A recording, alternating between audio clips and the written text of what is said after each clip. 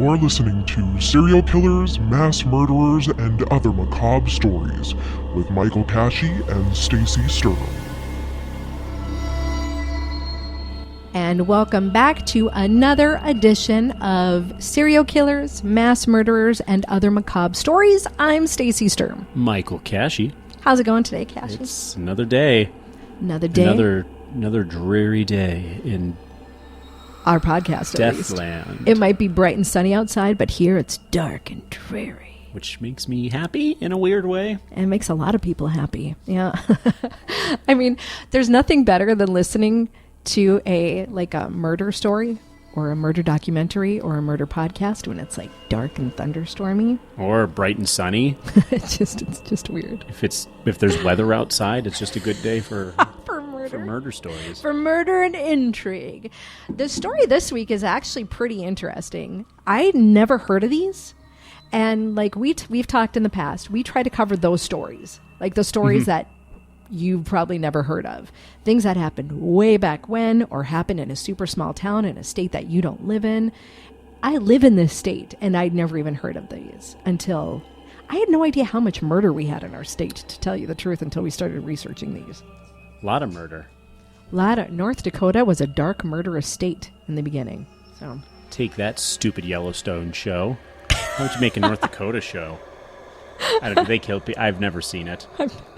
Yellowstone is just, I think, like a farming, ranching intrigue show. Aren't they supposed to be like mob? I don't know. The way that people talk about it seems like it's freaking Dynasty or Dallas. I thought it was like the Wild Wild West, but modern. You know what I mean? Like I don't know. It looks pretty terrible. Yeah, it does.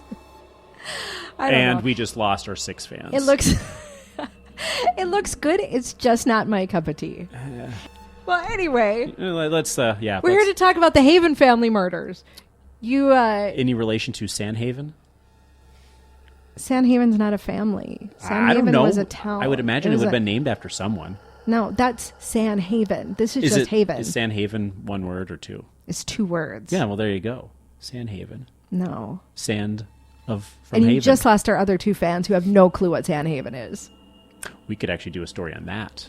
But it didn't really, there's really no. I guess it's a macabre story. It is under super macabre. Yeah, I guess that could fall under macabre. For those who aren't in the know, Sandhaven is, when did they close it? 93, early 90s, I think? Yeah. Was the largest. It was a tuberculosis ward for a long time, and then it was a mental facility. Asylum. Well, yeah, no, it was an asylum. Yeah. I'm not going to use mental facility because... No, that's too generous. Yeah. As far as medical background goes. It was very much like One Flew Over the Cuckoo's Nest, whatever. Even that, I would say, is like a facility. This was just a full-on asylum. I don't even know if they treated people at all, besides just, lobotomize. Yeah, it was just not great. It's a very dark facility. Don't be surprised. We'll talk about that later. Yeah, we could do that. Macabre stories. Actually, Ghost Adventures has been there. Like, there's been a lot of national coverage on that. Yeah. And it's getting torn down. From what I understand? I thought that it's getting torn down. They said it was going to be torn down this spring, but then somebody else said that they're protecting it. Honestly, that's not a terrible idea. So, I don't know. Because these are the things that Somebody sent me a link to a story that was like they want to save it and protect it. Those types of things need to be talked about. Was it a boarding school ever? I don't think so. Okay. No. I think it just went from a tuberculosis ward to a mental facility.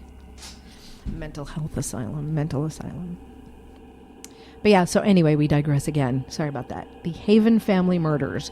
Now, I'd never heard of this at all. This is not. And working in the media for so many years, you would think I would have come across this story somewhere. But I didn't know until somebody sent this as a suggestion to us. And so I was able to find sources on it through ND Courts, murderpedia.org, Ghosts of North Dakota, the Bismarck Tribune. So there was actually quite a few things to use for research on this. So, okay. So I'm going to paint the picture for you. It's February 8th, 1930. The Haven family lived in a quiet little farm about a mile north of Schaefer, which is close to Watford City.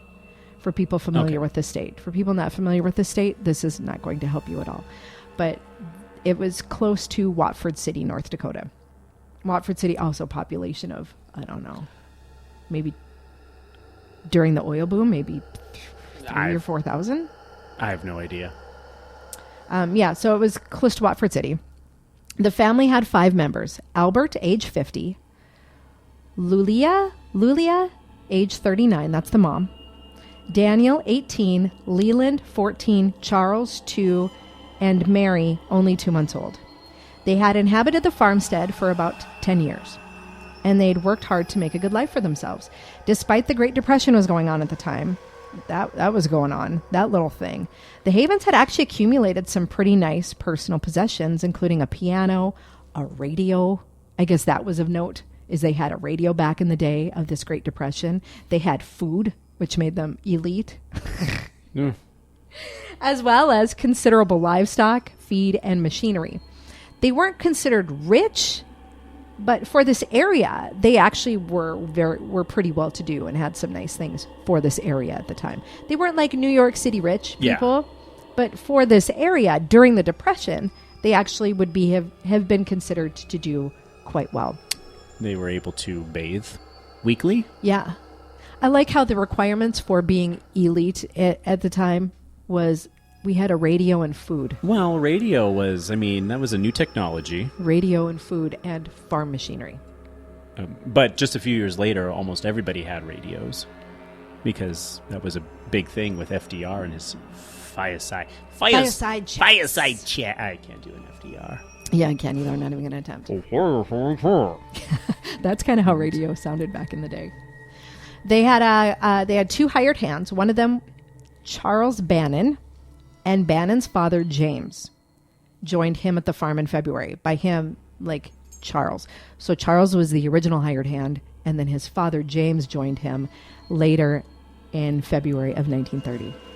Now, the timing of this is not exactly known, but the last time anybody can recall seeing the Haven family in town was February 8th, 1930.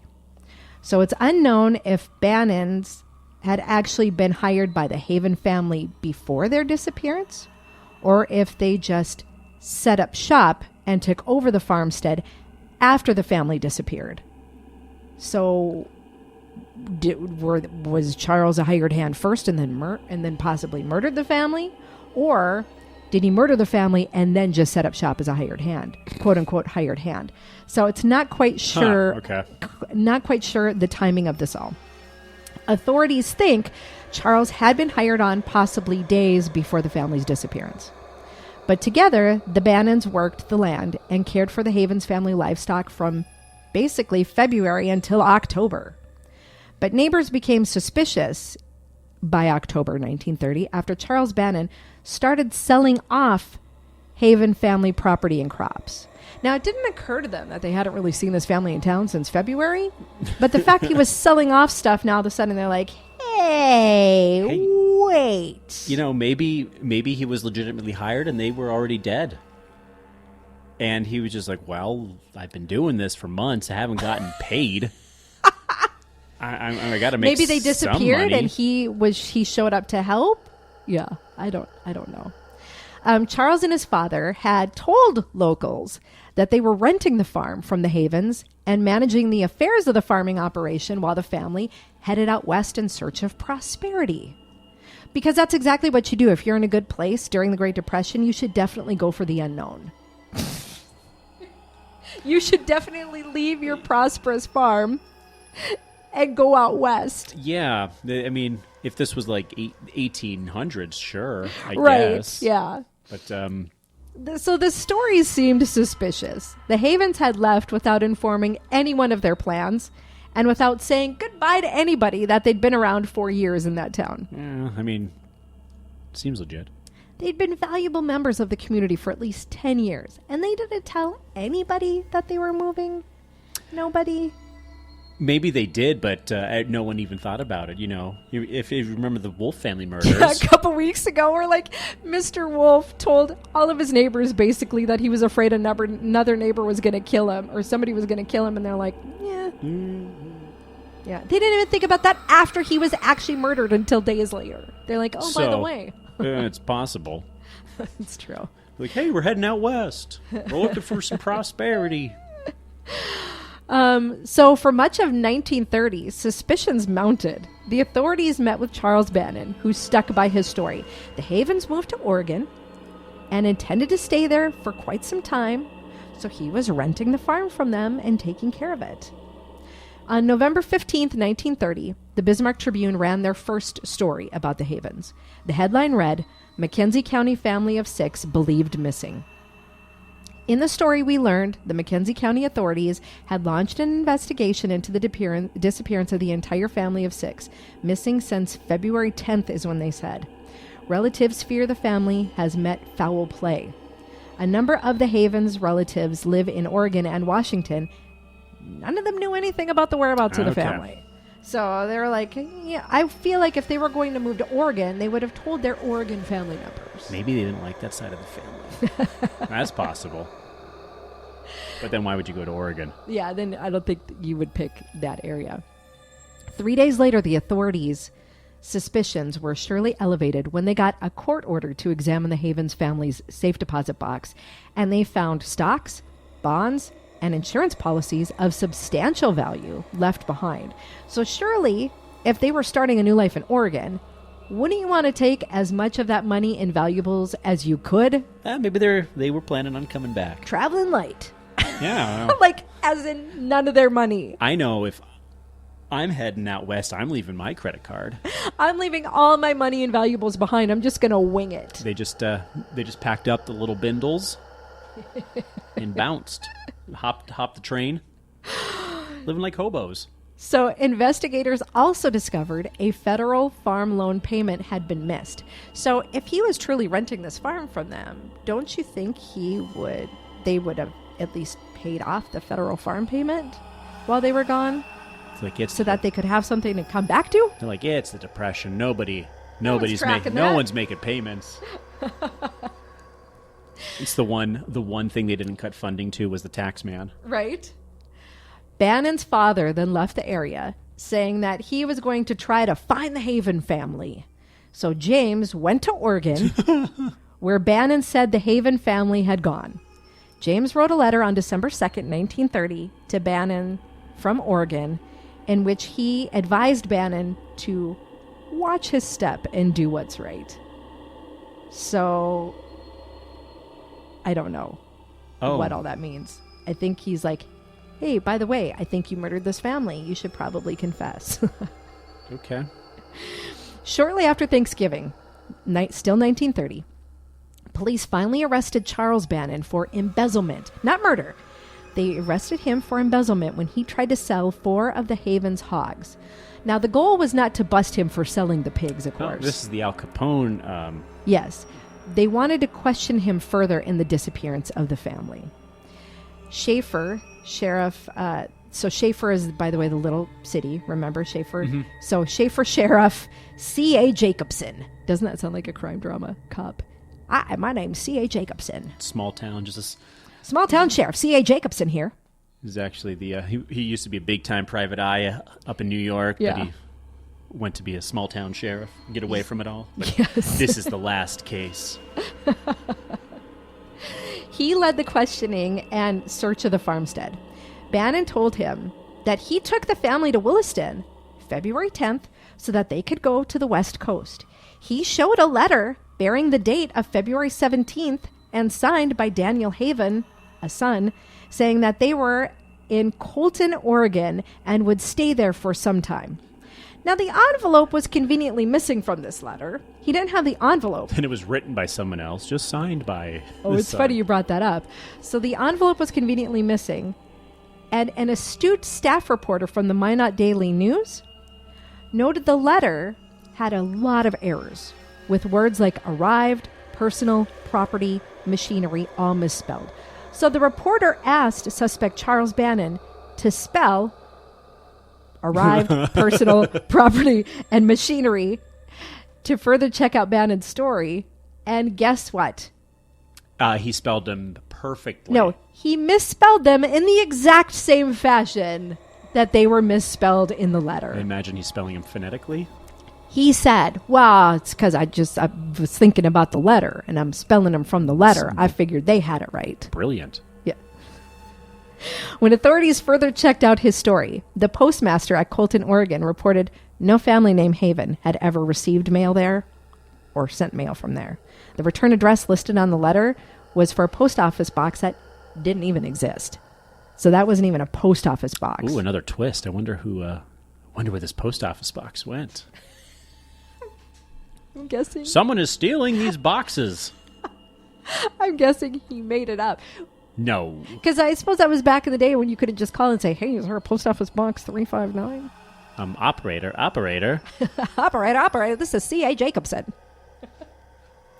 On further questioning, Bannon insisted that Mrs. Haven was in poor mental health and that the family's departure was actually due to her illness.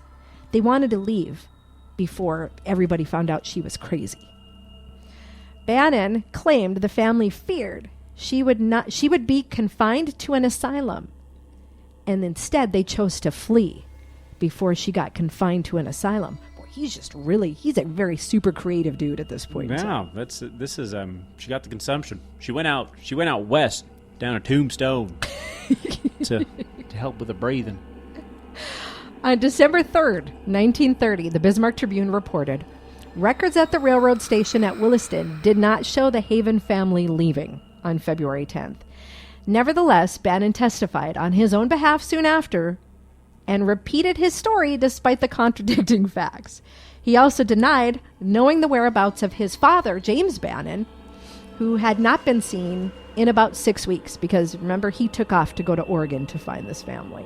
No, okay, so who sent the letter again saying you better do right or whatever? His dad. His dad, who went to Oregon? It got intercepted. Yeah, the letter got intercepted. Or Okay. found later from his dad to him. So That said, basically- you better do right. Okay. Yeah. So then So- why the hell was he going to Oregon at all? Just to get away? He did. I don't think he did. They didn't say the letter came from Oregon. They just said they intercepted a letter. Yeah. So that's all a mess. Wait, are they not going to find the dad? We'll talk more about the dad later. All right, I think this is starting to... So now Charles Bannon's story changed again during his preliminary hearing on the embezzlement charge. The Bismarck Tribune reported on December 11th, State's Attorney J.S. Taylor of McKenzie County this afternoon said that Charles Bannon, who is being given a preliminary hearing here on the charges of embezzlement in connection with the disappearance of the 6 members of the Haven family, claims that Mrs. Haven killed her 3-month-old daughter before the family disappeared. Boy. She buried the child in a refuse heap on the Haven family farm near Schaefer. Searching parties immediately left for the farm. They're like, I feel like we're going to find something. Sounds like she was unwell. Or... I don't know.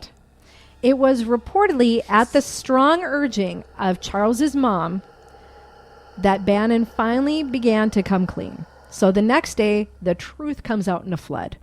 The body of the Haven infant was found right where Bannon said it would be, and under withering questioning, Bannon revealed the location of the remaining members of the Haven family. Withering questioning. What does that mean? It probably means he was absolutely beat down and They coerced into waterboard talking. him? Probably.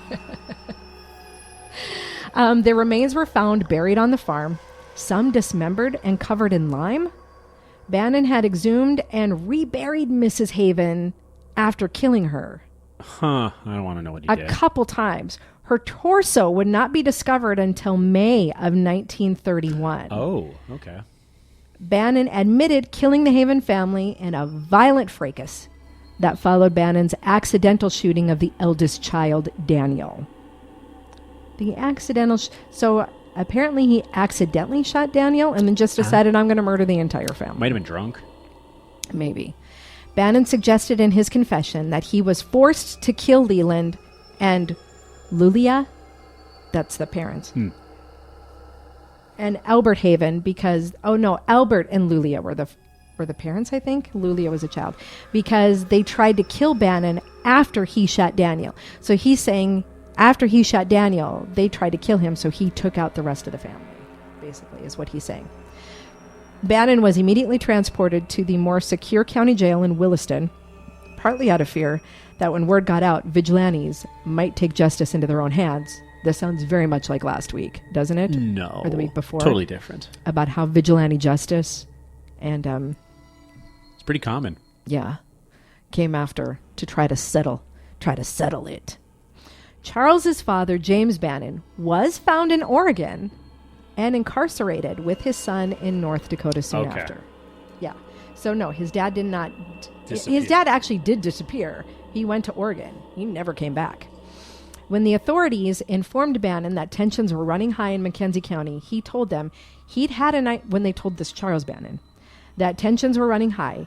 Charles actually said he'd had a nightmare in which he saw an angry mob outside his jail window intent on hanging him. And he begged them not to return him to Schaefer jail. That's the local town again, remember? So he begged them not to return him to the Schaefer jail. Bannon even claimed he was haunted by the apparitions of the Haven family that he had murdered and felt relieved to get the truth off of his chest, but that the Havens had said, "You're going to die." Well, duh. Yeah, we're all going to die, technically. But so they had been haunting him. In January 1931, his nightmare actually came true. He and his father were transferred back to the Schaefer jail in preparation for trial. In the frigid early morning hours. They had to see that coming. Not them, but the police. Yeah, you got to wonder that sounds if they pretty did intentional. if they did it on purpose. So in the frigid early morning hours of Thursday, January 29th, a crowd of 80 men, some masked and armed, drove to the Schaefer jail in a caravan of at least 16 cars and 2 trucks. Charles and James... That's like 4 times the city's population. It is. They must have come from all over. Charles and James, no doubt, heard the arrival of the mob that had come for them. The sound of car doors closing, angry men shouting. But from inside the jail, they probably heard all this. They could only imagine what was going on outside through the barred windows. The mob used huge timbers to batter down the front door of the jail. Oh my God. So they'd actually, the sheriff's deputies had tried to lock it up, board it up, tried to keep it. So if they were hoping that the vigilante mob was going to take them, they did everything they could to try to prevent that. So huge timbers were used. You got to that. You got to start setting up the micro machines and to batter down the front door of the jail and tied Deputy Sheriff Peter Hallen to his chair. Sheriff F.A. Thompson was awakened by the commotion, which he was also bound when he arrived to investigate the ruckus. Do you hear ruckus? Can he describe this ruckus? Can you describe this ruckus? The lynch mob argued with Deputy Sheriff Hallen in an attempt to acquire the keys to Charles Bannon's cell. The lawmen, though, would not reveal the location. Literally, that jail probably had 3 cells in it. I don't think it would have been hard. But the keys. To find. Oh, yeah, that's right. They want the keys. The location of the keys. Gotcha. The Bismarck Tribune reported, leaders argued with Deputy Hallen for some time in an endeavor to get keys for the cells. Hallen, however, refused to say where they were, and then the leaders of this mob left. But they returned within a few moments, and using the timbers again, smashed down a steel door to reach young Bannon. Good God. Charles Bannon pleaded with the mob to spare the life of his father, James, and the mob promised that he would be given his day in court, and they left James behind. Oof. The mob carried Charles away to the scene of the crime. Once again, gonna lynch you where you committed the crime. So the mob carried Bannon away to the scene of the crime in an attempt to elicit a fully accurate confession once and for all, with the intention that once he bared his soul, they would string him up. But the guardian who had been appointed to safeguard the Haven family farm, with his wife and 6 children living it. So now somebody had moved into this farm, and he was taking care of it with his wife and children. He wanted no part in the vigilantes' plans, and he said, "Get off this damn property." Is there a name for the person? Or No. they're just okay, so we don't know. No. Okay. They said, get off this damn property. Like, take your lynch mob somewhere else. We don't want you stringing up this dude on this property. I got kids. They're trying to sleep. Right? You woke us up. The lynch mob returned with Bannon to the steel truss bridge over Cherry Creek, about half a mile east of the Schaefer jail. They decided, well, I guess we'll just do it here. Can you imagine the conversation to the backup plan? Like, wait. Oh, where do you think we should go now, then? Like I didn't anticipate this. It's like that scene in Django Unchained when they're like the KKK types. They're trying to... I can't see a damn thing. I think that the hoods were not a nice thought, but they could have been done better. So now they're like, well, we was going to string them up here, but I don't know what we're going to do now. Where do you think we should take them? I don't know. Well, I think Where should we take them now? Going back to the scene of the crime was a nice idea. Don, can we do it on your family's land? No, we're not going to do it on my family's land. Pete, can we do it on your family? No, we're not doing it on my family's land. Got a barbecue tomorrow. Church potluck. So they decided on the bridge over Cherry Creek, about a half mile east of the Schaefer jail. They put a noose around his neck and just pushed him off the bridge. He dropped about 20 feet before the rope snapped tight, and then his neck was broken. Lucky. That was the end of Charles Bannon. Lucky it was a long drop. Right? That was the last lynching in the state of North Dakota. Today, there are still relics of the lynching scattered amongst museums in Alexander and Watford City, including the rope in which Bannon was hanged and the door to the jail cell where he was confined. So those are still in some museums, I think, around North Dakota somewhere. I solely read about that it was the last lynching. That's the only thing I knew about, and I don't know. You didn't know why he was lynched or what the deal was? Yeah. I don't know why. I think I was just seeing when the last lynching was. I didn't look at all of it to figure out what was going on. In the aftermath of the Bannon lynching, Mrs. Bannon, his mom, a school teacher from Fairview, who had lost her job when her son confessed to the killings, swore vengeance on the men who lynched her son. The authorities made multiple inquiries to determine the identities of the men in the lynch mob, to no avail. The sheriff and his deputy said they did not recognize any of the men in the mob. But, being a small area, I feel like you could probably narrow it down. If there's only 15 men in the area and 15 men showed up, it's probably all the men in the area, is going to be my guess. North Dakota Governor George F. Schaefer, called the lynching a shameful act and ordered a probe into the affair, but in the end, none of the lynch mob was ever identified and no charges were ever brought. James Bannon and Fred Mackey were immediately returned to the jail in Williston for their own safety. That he was another prisoner there. Bannon was eventually transferred to Minot and later tried in Crosby, where he was convicted of complicity in the murder of the Havens and sentenced to life in prison. So basically, they're like, we understand you probably didn't do it, but you knew about it or had a hand in it somehow. Yeah, or you. So you're guilty. So, but he doesn't have any details on it, on anything? No, when they questioned him and asked him, he's like, to tell you the truth, I know nothing about this. I just knew I was coming to help out on this farmstead. My son said, come and help out on this farmstead. I'm an innocent man, I tell you, I'm an innocent man. Yeah, I guess there's no one to challenge his story. In a final confession that he wrote out himself in January 1931, he again, Charles Bannon, not his dad, in a final confession he wrote out in January 1931, Charles Bannon had admitted to killing the rest of the Haven family after accidentally shooting Daniel. So he's sticking by that story that, yes, he did kill them after he accidentally shot Daniel. I can believe that. In the confession, however, he did not claim he acted in self-defense when he killed the other members of the family. Instead, he just killed them because he was scared. He stressed that he did it alone in killing the Havens and tried to convince authorities that his parents, in particular his father James, knew nothing about the murders. Bannon's father, James, was tried for the Haven murders. Concerned about James's safety, attorney Jacobson asked Morris what steps should be taken to see that the man was kept alive during the time he was in the county. And that's why they had moved it to Divide Get him County. out of the county? Yeah. Like, I don't know how they didn't see that coming. Yeah, that's why that's why he was moved so many times. He was convicted and sentenced to life in prison, like I said. And James was admitted to the state penitentiary on June 29th, 1931. As he left jail in Minot, he told the guards, "You're seeing an innocent man go to prison. I'm an innocent man, I tell you." When James sought parole in 1939, Attorney General Alvin Strutz, later became Supreme Court Justice, was sent to McKenzie County to investigate whether the community believed James was innocent before his hearing. In a report dated May 18th, 1939, it was concluded that the belief in the community was that James was guilty of at least helping cover up the murders, if nothing else. James was released by the State Pardon Board on September 12th, 1950. He was 76 years old. Holy crap, surprised he lasted that long. Yeah. Yeah. So there you go. Any word on when he died? Or is he still alive? He'd be like 100 and... It doesn't say. At the time of the murders, Schaefer was the county seat of McKenzie County. Today, all that remains of the town of Schaefer is a cluster of buildings, including an abandoned school and the Schaefer jail.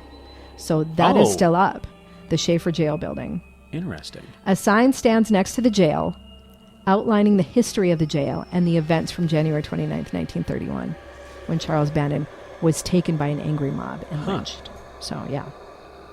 So that's it. A little bit more interesting story there. Family disappeared for a while. Quote unquote disappeared for a while before they finally found out they'd been murdered.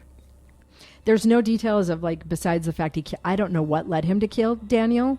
He said he accidentally killed it. He didn't say anything on how it happened or how he accidentally killed him. Oh yeah, we don't have the. There's no like records autopsy or anything. No. He didn't say how he accidentally killed him. Maybe he ran over him with farm machinery. Maybe he shot him. Maybe he drowned. Maybe he accidentally drowned him. I don't know. Hit him with a car. I don't know. It doesn't say how he was accidentally murdered. But the rest of the family was murdered after that, though. So pretty interesting. That's the Haven family murders if you want to find out more about that. If you want to go more deep dive into more of it, if you're really going to get into the story and you want to deep dive into it. That's the story of the Haven family murders outside of Watford City. Crazy. Yeah. And speaking of crazy, if things go well next week, yes, we're going to go down to my neck of the woods. Yeah. So you're more familiar with this story because you probably grew up hearing it. We're going to be... not until the 100-year anniversary. Really? Well, yeah, because that was when the Emmons County Record ran a really long, really good... like an account of... special, basically. Yeah. And I think he did a lot of original research, kind of looking at the... that the way they say things went down wasn't likely. Yeah. But we'll talk about the Spicer family. Yeah. It was a preacher, I believe. Okay. His entire family was killed down in Winona, the city. The town is now, I think, underwater, but Winona, North Dakota. So we'll be talking about the Spicer family massacre. I'm excited for that. I shouldn't say that. I'm really excited for that one. I really am, because I don't know a lot about the story. I just know kind of some generals. I don't really know the specifics of it. So I'm kind of excited to find out more. So good times. Good times. So Spicer family murders are going to be next week. Next week.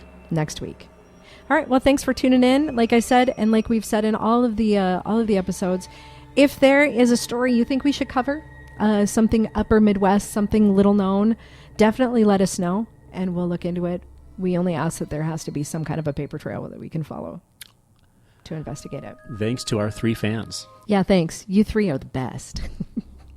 Let us know if you have a story idea. You can message us on our Facebook page. You can also email me, Stacy@urlradio.net. Everybody, have a good day. Thanks for listening to our killer podcast, Serial Killers, Mass Murderers, and Other Macabre Stories, with Michael Cashy and Stacy Sturm. Let us know if there's a story you think we should talk about. You can find our page on Facebook or email us at stacy@urlradio.net. Stay safe.